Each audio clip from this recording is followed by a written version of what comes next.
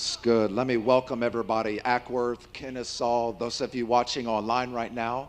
I need you to know, you might not know this, those of you that are actually in the room, but our online presence is just continuing to explode, and God is blessing that. And so can we do a big, y'all beat me to the punch, but that's good. That's good. That's a good sign for the day. You normally don't beat me to the punch. Today you did. I want our in-house Freedom family to put their hands together for our extended family that watches online every week. It's great. It's great. I want to do this message today. I want to jump right in. I'm not sure how long it's going to take. See, they're going to be within the time allotted, or we're going to have to extend it by 2.5 hours or so. We're going to see. We're going to try to figure this out. But we're in this Sticks and Stones message or series, and it's all about the power of your words. Words have the power of life and death. I don't think that I grew up understanding that. Matter of fact, I don't think that I was taught that necessarily the way that I have come to believe that now. But I do believe that it is as true as is gravity. I believe your words have the power of life and death. I think it's the words you speak to others, the words you speak to yourself. I think they're far more important, they're far more valuable, they are far more far-reaching than what you could ever ask, think, or imagine. And so we're going to dive into this thing. I think we're in the third week of the series now. I'm terrible when it comes to that, but I believe it's the third week of this series. And I want to talk about something that we've talked about before over the years, a couple of times probably. I want to speak into it because I think that is so daggum important because of the world that we live in. I don't know if you pay attention, you probably do, but we live in a chronically negative world. I mean, it is crazy. If you watch the news, first of all, if you watch the news every day for more than just a few moments, there is no wonder you struggle so much with depression and discouragement and everything else. Because when I watch the news, I get, you know how you well, let's not. You know, sometimes with beverages, you chase something with something. When it comes to the news, you got to chase it with like a worship song or something. Because when you watch the news, you're like, man, we live in a jacked up, crazy, messed up world. And it does not seem to be getting any better. It seems to be getting a whole lot worse. Then you combine that with the people that you run with and just the average, normal, everyday, no harm intended conversations that happen around you. If you were to kind of try to put your finger on the pulse of what those conversations were like, a lot of times, even those conversations, well-intended conversations amongst friends, can be discouraging. We just live in a chronically negative world. It's crazy how negative everything is. I was telling a friend of mine the other day how one of the things I'm most grateful for in life, this is not spiritual at all. One of the things I'm most grateful for in life is the fact that I did not have social media whenever I was a teenager. And because you remember when you were a teenager, some of you were popular, some of you might have been popular, some of you didn't think you were popular, but it was all based on your perception, like you really didn't know.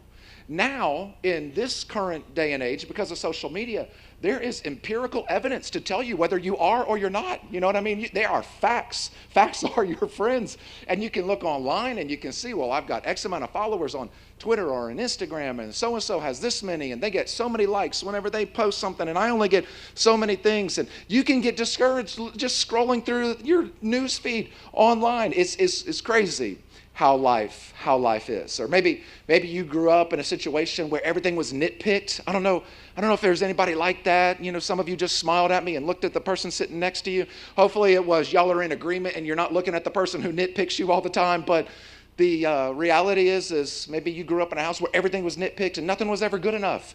I mean, it doesn't matter what you did. It was never good. If you got a 93 on your report card, that was you should have got a 94. You know what I mean? It was bad, and everything you did was just everything. They always found the negative. I don't know. Maybe that's true of some of you that are in the room. I don't know. Maybe you had your in-laws over and they sat you down one time and told you that they thought that you should raise your kids a different way than the way that you're currently raising them, and then your kids overheard and they actually agreed with your in-laws. Maybe that's happened for you. I don't know. But the reality is that we just live in a chronically negative world. The voices of discouragement are loud, and I don't think, actually I know that that's not the way that God intended life to be. not only did God not intend for that to be the way life was for anybody, it especially should not be true for those that call themselves followers of Jesus.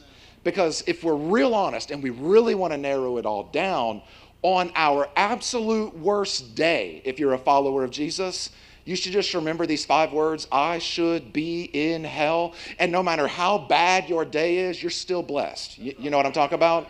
And so if we have been changed by the power of Jesus, and the power of the Holy Spirit lives inside of us, the same power, by the way, that raised Jesus from the dead, then we don't have the right to walk around in a state of constant negativity. That's right.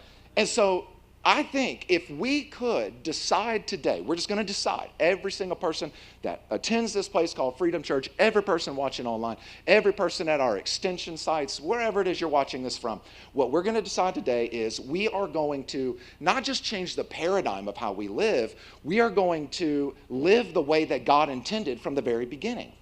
And the way that God intended for us to live from the very beginning was for us to be encouragers. Imagine what would happen if we were known, that, and not just we, by the way, not just Freedom Church, but if the church in general all across the world, if we were known for building people up instead of tearing people down. Most of the time, the reason people don't want to become followers of Jesus is because of other people who claim to be followers of Jesus. And if you see people constantly who claim to be followers of Jesus, but they don't act any different from somebody who is not a follower of Jesus, why would they want to become a follower of Jesus if that means to be a follower of Jesus, they're going to act like you? Or I should say us, because I'm also a guilty party at times. We all are, right? Look to somebody and say, I'm guilty, I'm guilty, I'm guilty. We're all guilty. I mean, everybody here, we have room for improvement. Now, some of y'all worse than others. I'm just going to say, just throwing that out there. But we all have room for improvement, right? Every single person. Doesn't matter if you are Mother Teresa. You have room for improvement. Every single person here. And I just think that if we could get to the point where we were, imagine. Some of you, you're new to church. Most of the people that come to Freedom, you do not have a church background at all. So you're gonna miss this. But imagine if the church was known for what they were for instead of what they were against all the time. Imagine what would happen. I think what would happen is there would be a revival in every single city across the United States of America. And today, by the way, is a thing called Pentecost Sunday, which means on this day, a couple thousand years ago, it was the day when 3,000 people put their trust in Jesus and were baptized on the same day. We would see that happen all the time. And I'm not exaggerating. We would see it happen all the time if we could see this shift happen in our heart as empowered by the Holy Spirit to actually pull it off. Because here's the truth about God, and you need to know this. Some of you don't know this because you grew up and maybe you were never told, or maybe you have some misperceptions about God. But the truth is that our God is an encouraging God. He is an encouraging God. He's not out to get you. He's not out to stomp on your face every time you do something wrong. He does not put you in chains when you become a follower of His. He actually came to this earth to set you free. He did not come to this earth to bind you up. He came to this earth to do things in your heart that you could never even imagine. If we would just trust God with every aspect of our life, we would see things happen that we never even dreamed possible. But our God is an encouraging God. It starts with understanding that God is for you and not out to get you. And I read this in 2 Corinthians chapter 7, verse 5 and 6. I'll show it to you on the screens. It says, when we arrived in Macedonia, right? So this is Paul, he's talking. He says, when we arrived in Macedonia, there was no rest for us. In other words, we were tired. There was a lot of stuff going on. Watch. We faced conflict from every direction. We faced conflict from every direction with battles on the outside and fear on the inside. Now, does that not describe life? I mean, doesn't it? Maybe for you, you're like, no, I just see cupcakes and kitties. That's all that I ever see. There's never any battles. Nothing ever wrong happens. I mean, everything's just perfect for me all the time. For the rest of us, battles on the outside and fear on the inside. This happens all the time. And fear on the inside usually comes because of the battles that are on the outside. If you are in this world and you By the way, you are. There will be battles. That's why the Lord said, in this world you will have trouble. That's why when people say, if you really follow Jesus, then everything will be smooth sailing. That's not a person who knows their Bible. Because Jesus himself said, in the world, you're going to have some trouble. That means it's not always going to be good days. It's not always going to be cupcakes. It's not always going to be kitties, which why would you want a kitty anyway? It is not always going to be soft and fluffy pillows. Everywhere you go, there's going to be some hard days in life. There's going to be disagreements. There's going to be discouragement. There's going to be straight up battles. Sometimes the battles do not come because you are not doing what God intended for you to do. A lot of times the battles come because you are. I mean, this is their situation. They were doing what God told them to do. They were going out telling people about Jesus, and they have battles on the outside and fear on the inside. Now, watch this. It says, but God, who encourages those. By the way, I want to go back. Did you see those first two words, but God? Yeah. Look to somebody next to you and just say, but God. But God. I want to do a whole series on but God. Because every time you see but God, those two words together in the Bible, there's always something great that comes from it, right behind it. He says, but God, who encourages those who are discouraged. God encourages those who are discouraged. And some of you might be saying, well, I've never felt directly encouraged by God. It's because you don't see how it is that God does it. He doesn't just show up in your bathroom and say, tap on your shoulder and say, hey, I'm God. It's not generally the way that it works. He'll usually do it in a different way than what you were expecting. So watch what it says. It says, but God, who encourages those who are discouraged, encouraged us by the arrival of Titus. So what God does is he sees that Paul is struggling with battles on the outside and fear on the inside. And so he sends this guy by the name of Titus, who was a cool dude. You know how there's people in the world, and I'm kind of getting ahead of myself, but it doesn't matter. There are people in the world, when they walk into a room, you know them. As soon as I say it, you're going to know it. When they walk into a room, it's like a light bulb gets turned on and life gets brought into the room when they walk in. Now, you know this is true because the flip side is a little bit more evident. There are some people, when they walk into the room, you're like, oh, Jesus. If you don't know what I'm talking about, you might be the one who creates what I'm talking about. The person that when you get a text message from them, you're like, dear Jesus. They're the ones that made you change your phone settings so that it does not show the person who sent the message that it has already been read. Some of y'all are like, I didn't even know I could do that. They're the ones that when they call, it always goes to voicemail.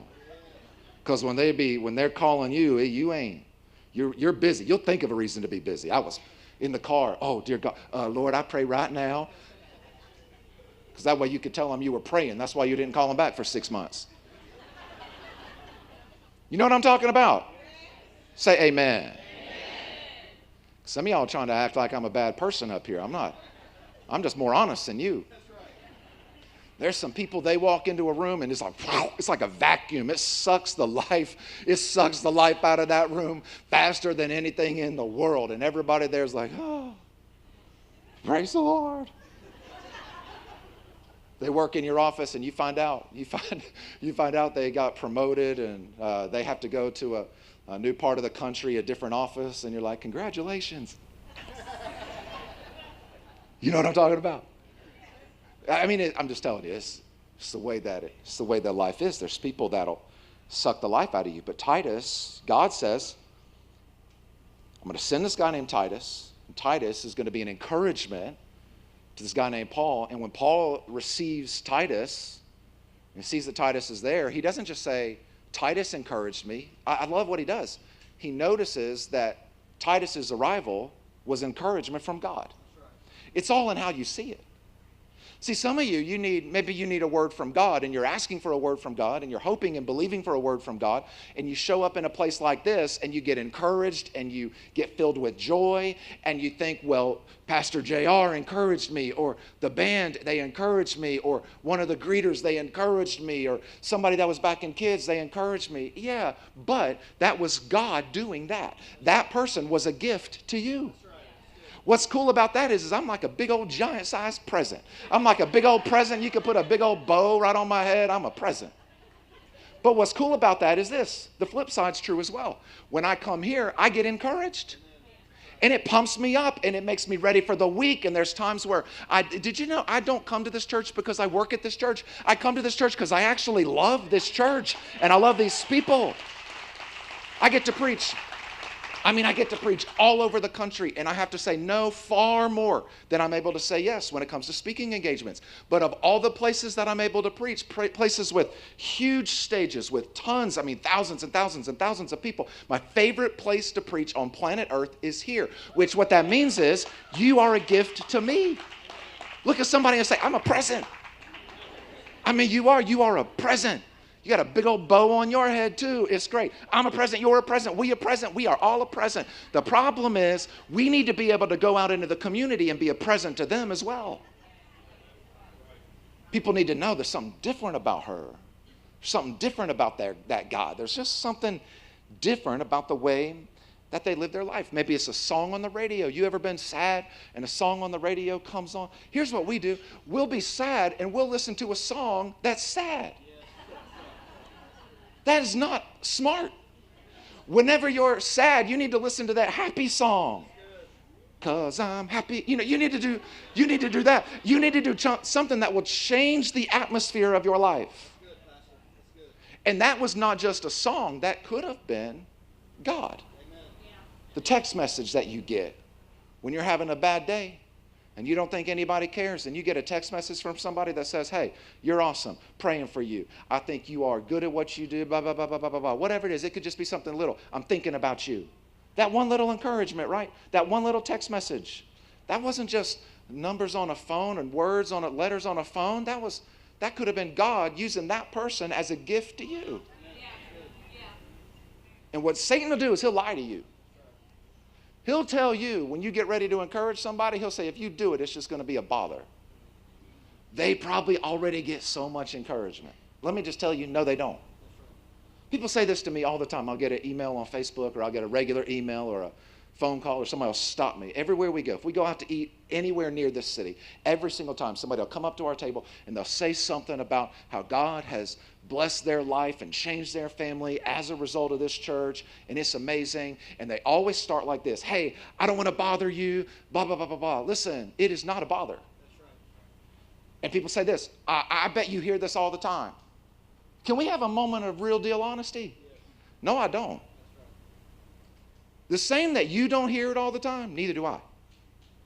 And that's not like an indictment, and that's not me fishing, hoping that when I get home, there's going to be 77 text messages, and there's going to be 132 Facebook messages. That's not what I'm talking about. I'm just saying nobody is like, I hate so-and-so because they just encourage me too much. That's never happened. It's never happened in the history of the world. If you feel like you're supposed to send a letter, send a letter. If you feel like you're supposed to send a text, send a text. Now, don't do it at 3 a.m. Do it at a normal time. Just like remember it and then send it in the morning at a normal hour. But they don't overhear encouragement. Nobody does. And what Paul's saying here, he says, Titus comes in, and that guy was an incredible encouragement to me, but I'm attributing that encouragement not only to Titus, I'm attributing that encouragement to God.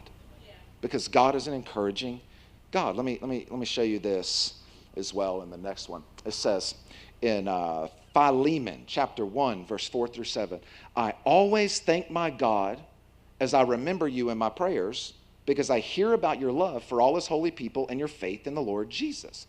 I always am grateful for you. I always thank my God. Every time I remember you, this is what this verse is saying. He goes on, and he says, I pray that your partnership with us in the faith may be effective in deepening your understanding of every good thing that we share for the sake of Christ. I want you to know I am excited. I am grateful for you. I pray that I would continue to grow in that you would continue to grow in that. Your love has given me great joy and encouragement because of the fact that you have refreshed the hearts of the Lord's people. That is words from God to you, to me. You can be a person that refreshes others. Your presence will either bring life or it will bring death. And you need to know this. It's already in motion. When people see you, they already have thoughts about you. And I'm interested to know, like, wouldn't it be interested to know, and maybe it wouldn't be interesting to know, maybe you should just not want to know about the past and you should just change it in the future. I want to be a person that brings life into the room when I walk in. When I walk into a room, I don't want people to be like, oh. When I walk upstairs into the offices and I see everybody, I don't want them to throw on their headphones or act like they're on a phone call. I want people to be glad that I'm there. I want to be the one that can speak life into different situations. And I hope that you want to be the same way, because you are only one of those two. And I just believe that if God is an encouraging God and the purpose of our life is to make the purpose of his life the purpose of our life, we also should be encouraging people. And what if that's what you were known for? What if, I will say this, one of the reasons that maybe in the minds of some people that's not what God is known for is because of the fact that that's not what his followers are known for. But if that's what his followers are known for, that's what God will become known for. Because we are the representatives of God on this earth. God is making his appeal through us, for better or for worse. Because sometimes I'm like, Lord, you could have picked better ambassadors than just me. You should have put somebody that's not moody sometimes. You should have picked somebody that doesn't have a bad day all the time. You should have picked somebody that doesn't have troubles on the outside and fear on the inside. But that doesn't change the fact that that's who we have been designated as. We are the people that God is going to make his appeal through. So what I want to show you today, I'm almost done, but I want to show you two things because I think it's important.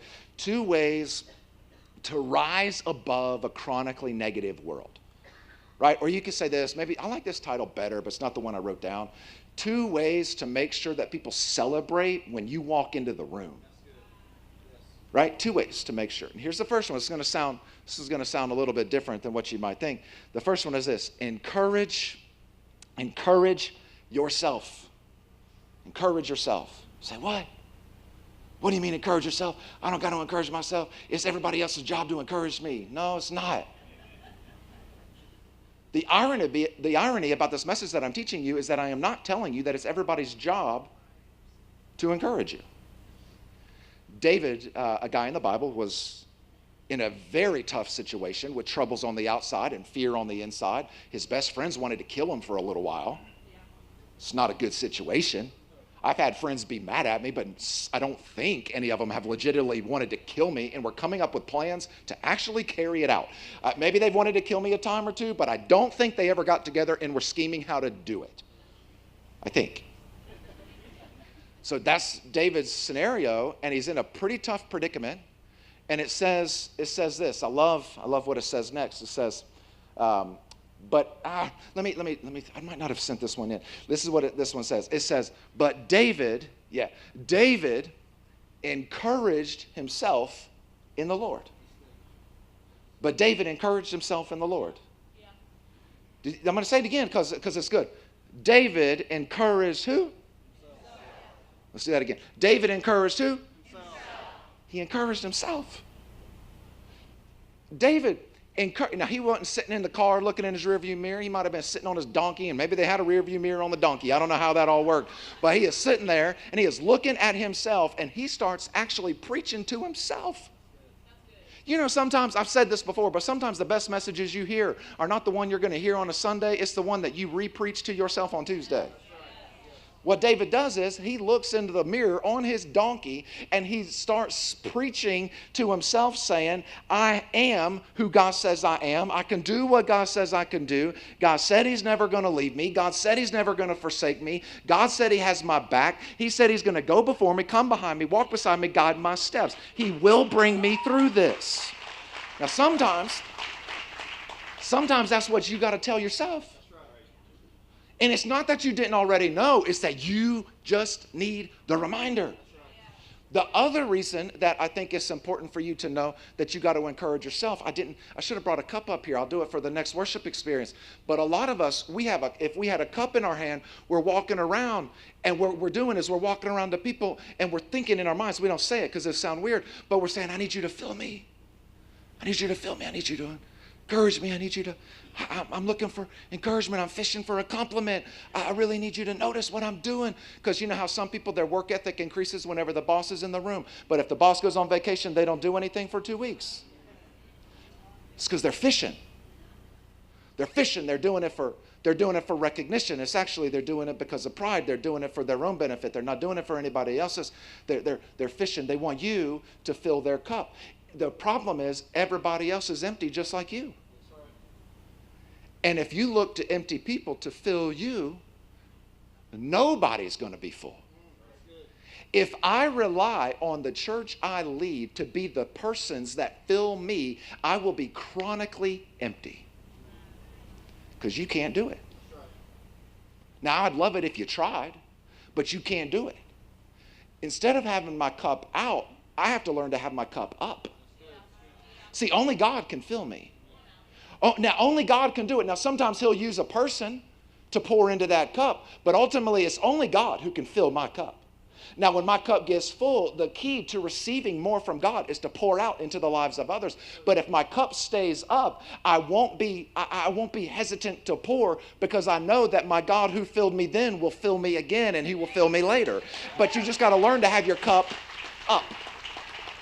You got to have your cup up. You can't just have your cup out. If your cup is out, you're trying to get filled by empty people, and empty people cannot fill you. You got to have your cup up so that you can get filled by God, so that you can be blessed by God, and you can be a blessing to other people. And then you put your cup back up again, and he will continue to fill you every day, because his mercies are new every morning. That's what it says. His mercies are new every single morning. He doesn't run out. That's why it says he will bless you out of his abundant supply in accordance with it. That means when God blesses you out of his supply, it's not as if his account is diminished. That's right. That's good. He's got enough. Amen. That's why you shouldn't be jealous when God blesses somebody else. Because just because God blesses somebody else doesn't mean that he doesn't have enough to continue to bless you. But you got to learn how to have your cup up. Got to have your cup up. It can't be out. It's got to be up every single time. Second thing you got to do, you got to encourage yourself. Then you got to encourage others.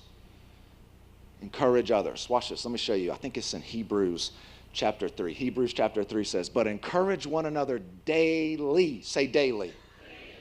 Say it the other way. Say daily.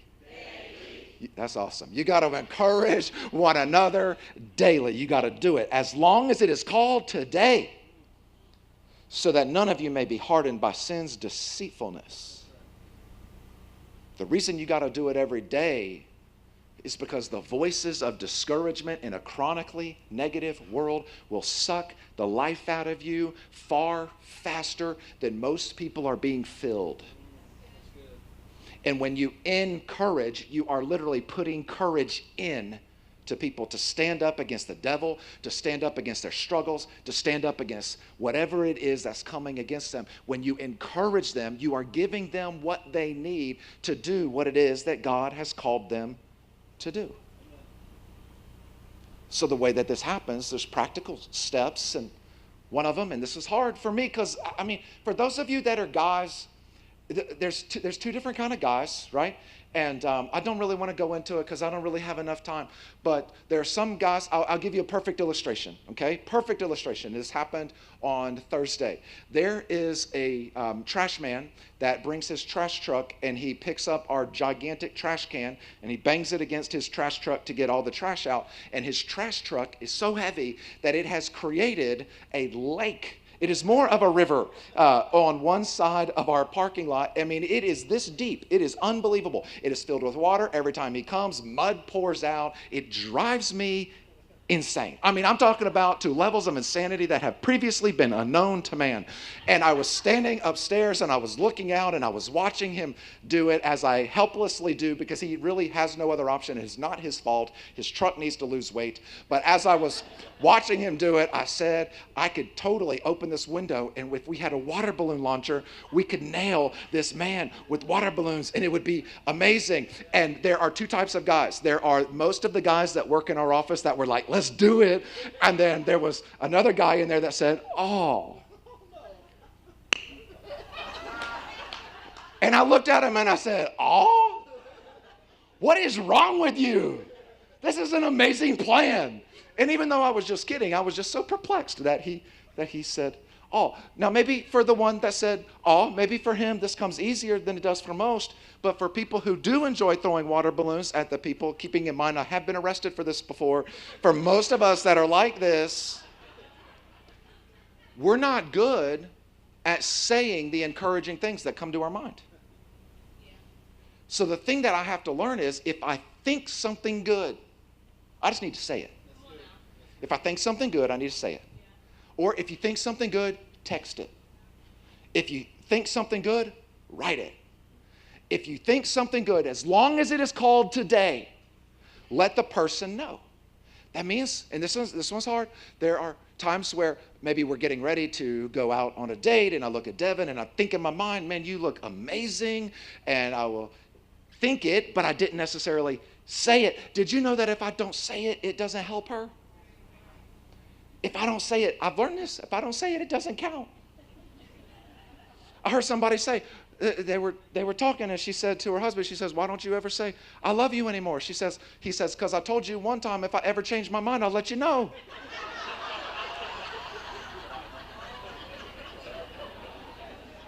Some of you aren't laughing because you're married to that guy. Or you have that dad. Or you have that mom. If you think something good, you need to say it. You need to say it till they're sick of it, because they won't get sick of it.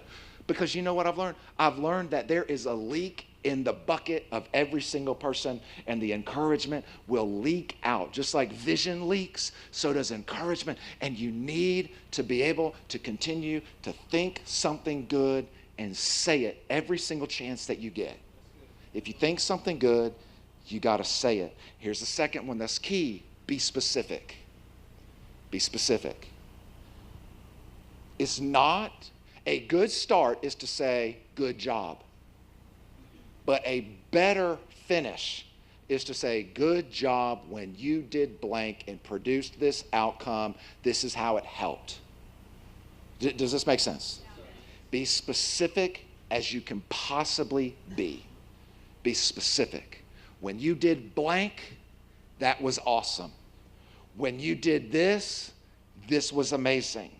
When this happened as a result of something you did, man, that was great. The way that you love your wife is encouraging to me. The way that you always speak highly of your husband, that's encouraging to me. The way that you always invite people to church is crazy. I mean, there's like probably 70 people that come to church because of you.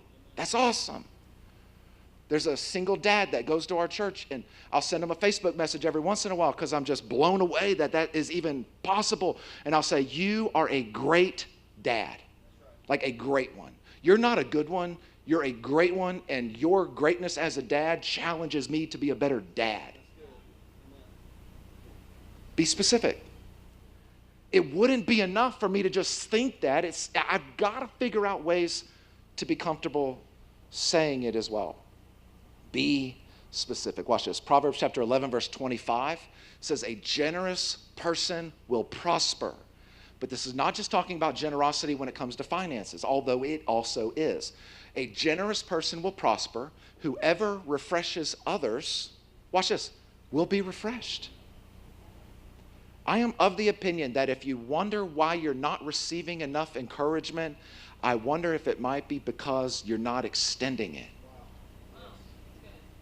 Because all throughout the Bible, there's a principle at play called the principle of reaping and sowing. Yeah.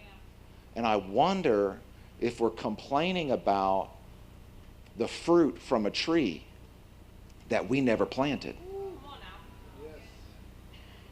But if you start encouraging others, others will start encouraging you. A generous person will prosper. Whoever refreshes others will be refreshed. I don't know if you know this. I keep every single encouraging email, every single encouraging letter I've ever received since I started this church. I've kept it. Every one. Say, why would you do? I mean, I've got all kind of stuff in my office where I can go, and if it's a bad day, you know what I'll do sometimes? I'll go back and read those letters. Now, sometimes they're from like 2010. Sometimes they go way back. But did you know what I realized? Sometimes the letter means more now than it did when I originally read it the first time. It's crazy how all that works.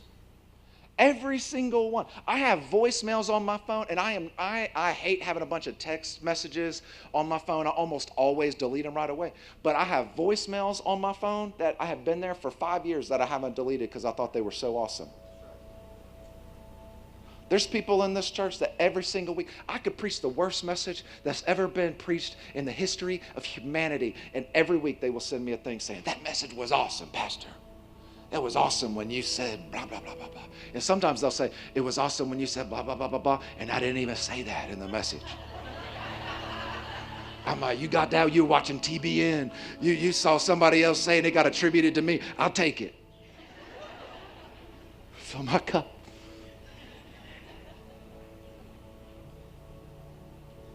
It's like even today, some of you, maybe you just need the encouragement. I wish I could go around the room. I can't, but I wish I could go around the room and just say, man, keep going.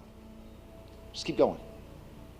I know it doesn't look like it right now, but there is glory around the corner. It's coming. It's coming. You got to go. I was talking to a pastor of a church in California a couple weeks ago, about 3 weeks ago now. His name is Pastor Larry Osborne. He's like 60-something years old, church of, 15,000. I was talking to him and I said, what scares you about me? That's a big question because you don't know what answer you're about to get.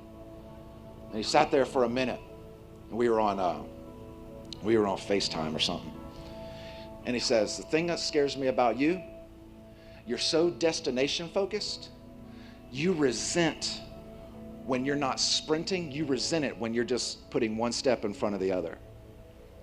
He said, and if you're not careful, you will not enjoy the journey, and you won't realize that the destination is a moving target.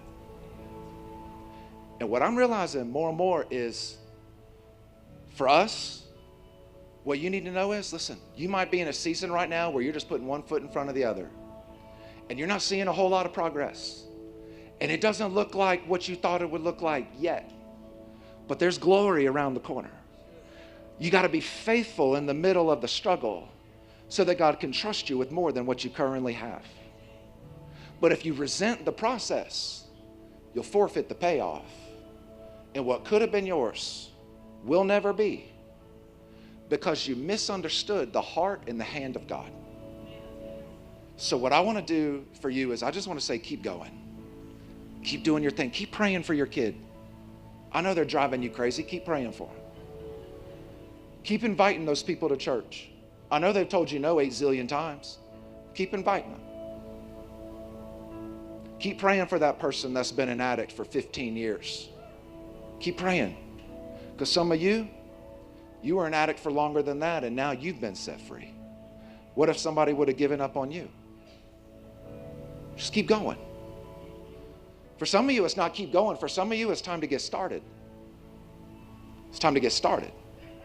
That's why it says in 2 Corinthians chapter 5, verse 20, we are therefore Christ's ambassadors, as though God were making his appeal through us. He says, we implore. Here's what that means. We encourage you on Christ's behalf, be reconciled to God. Be reconciled to God. For some of you, when I said it's time for you to get started, that's what I'm talking about. None of that matters apart from a relationship with God through the person of Jesus. That's the starting point. That is not the finish line. That's the starting point. I would encourage you, implore you is a more fancier way to say it. I implore you, I beg you, be reconciled to God. You say, what does that mean?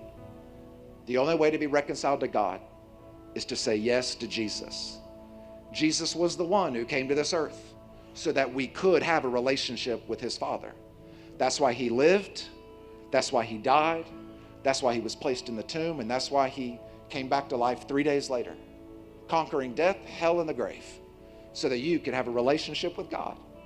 You don't have a relationship with God because you came to church. You can only have a relationship with God through the person of Jesus. And I would encourage you, I would do it right now. Every single person, I wish I had time, I don't. I wish I could go look you in the eyes. Those of you that have not yet made that decision, I wish I could look you in the eyes and say, I beg you, say yes to Jesus today. I can't, so I'm just going to do the best I can. Right now, I'm going to give you that opportunity. If you want to get started, you want to begin a relationship with God because he's been pursuing you. That's why you're here. That's why you feel the way that you do right now, because right now something's happening inside of you and it's hard for you to explain it. I'll explain it for you. That's the Holy Spirit of God drawing you to himself. And I'm going to give you the opportunity to respond. If you would, bow your head and close your eyes all over this room. If you're here today and you would say, today, I want to say yes to Jesus. I do want to be reconciled to God. I want that. I want to know that I have a relationship with Jesus. If that's you, just pray this prayer with me as I prayed out loud. It's not a magical prayer, nothing like that at all. You don't even have to pray these exact words. This is just a template. This is just your way of surrendering to God and saying, Lord, my way didn't work. I need to do it your way. So right now, if that's you, just pray this in your heart. Say, Lord, I know that I need Jesus. And the best way I know how, I'm asking you to step into my life, to make all things new, and to help me never be the same. Lord, I turn from my sin, and I turn to you today. I'm putting my trust in you and asking you to be the Lord and Savior of my life. Lord, thank you for who you are and what you've done. In Jesus' name we pray, with your head still bowed.